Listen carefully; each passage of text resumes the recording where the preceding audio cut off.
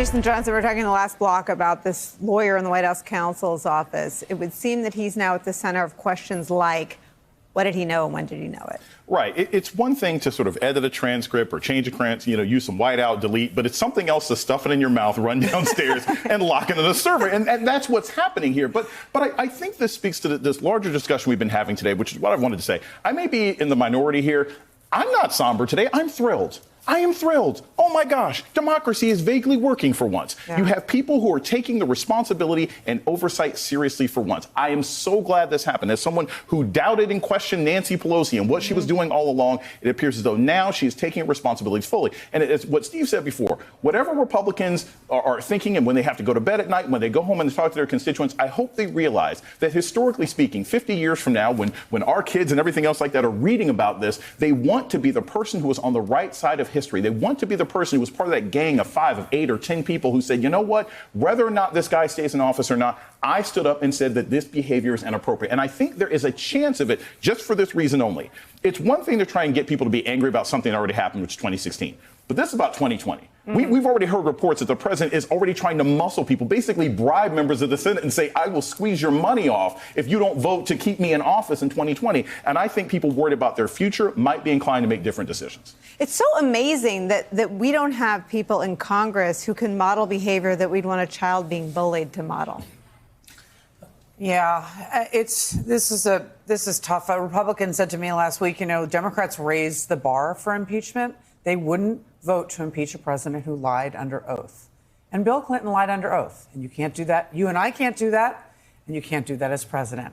And that's a very good point. They're not making it out, with their constituents and on, Fox. But this is in their messaging. Democrats have to make the point, as Jason pointed out, and Steve's point. This is about the system, whether or not we're going to break it forever.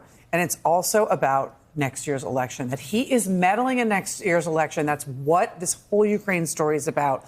And if he is not stopped, he will continue to do more. First, it was obstruction of justice in the Mueller case. 1,000 federal prosecutors felt that the evidence rose to the threshold for any of us to be indicted. Now it's about meddling in next year's election, asking country after country. And that's really the messaging that they have to stick to so that it can't go back to what happened. Right.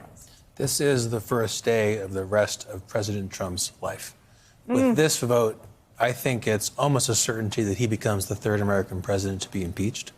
And when that happens, if that happens, look, I'm a reporter. I think about how the first line of his obit, forever, is going to read that he was impeached.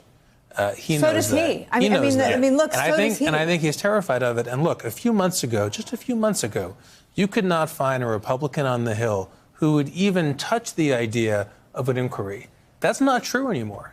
There are members who are obviously open to impeaching him in the Senate and in the House on the GOP side. That should terrify him, and I think it does.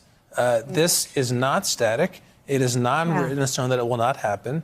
I think there's more open-mindedness and less herd behavior and more principle, as you were saying, on the Hill, than some people are worried. Look, this idea that it isn't static feels like a really important point and one to just hit pause on. I mean, the idea that under Mueller, public opinion never moved, I think is tied to how opaque that was and how successful the Rudy Trump fog smear, really a character assassination campaign against Mueller and his 17 angry Democrats that weren't, but forget that. I mean, Trump today, as Jason alluded to, there's a story, and Dana Pash said on CNN earlier today in comments that froze me in my tracks. He's basically bribing Republican senators with campaign money to not support his conviction in the Senate. He's got 9 of them, we just learned, down at the White House now. Absolutely. He's in a fight for his political life. He understands that. What this will be, though, is a test. And each generation of Americans has met the test when the country's been threatened. When the oath is taken, the military officer promises to protect against all enemies, foreign and domestic. Abraham Lincoln worried that the country would unwind through a threat from the inside, not from an external threat. And so here we are, right, at this moment. And as this process plays out, a factual process, and we get to the heart, and we'll know everything, I believe, about what he did, it's going to meet the threshold for high crimes and misdemeanors as articulated in the Constitution, or it will not. But if it does, and I think the American people who like generally living in a democracy get that the conduct that we've read about so far is over that line. You can't do that. I mean, if he is... I guess, can I just push back a little bit? I mean, grabbing women in the bleep is over that line. Being an unindicted co-conspirator in the Southern District of New York in an illegal campaign finance scheme is over the line. Being named for 150 contacts with Russia is over the line. And 10 acts of criminal obstruction of justice are over the line. What feels different to you that you have all this sort of sense of history and optimism?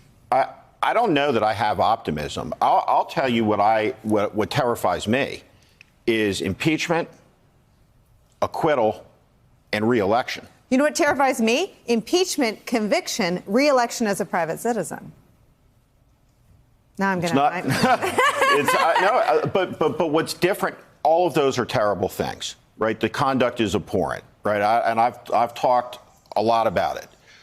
The question here is, an American president abusing his power to ask a foreign head of state to use the powers of that government to investigate an American citizen, a political opponent, and if the Congress says that's okay, there is no break on a president from using the IRS, using investigatory powers of law enforcement agencies to target people.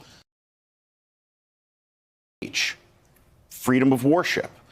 The freedoms that we enjoy then all become obsolete, because if you can't speak freely without being investigated, you don't live in a free country anymore. That's what's at stake in this. I mean, look, I'm thinking about the New York Times. You have coverage on all these fronts, using the IRS to shield his taxes. Prosecute, you guys have been covering the Barr investigation into the origins of the Russia. I mean, he's doing all those things already. He is, but, think about that litany of things you were saying at the beginning here. He's done this, he's done this, his access to babies in cages, right? Well, he's never actually been a popular president. He wasn't a popular candidate. He was running against Hillary Clinton. Yes. He's not going to have that chance again. Right. And I think people in the press, including me sometimes, are enamored of the idea of his base, but he's not well liked. And there is now, if you look at the polling, an obvious sour taste over his presidency in the mouths of many voters, including many who voted for him and gave him a chance because they didn't like her. That's going to be different this time.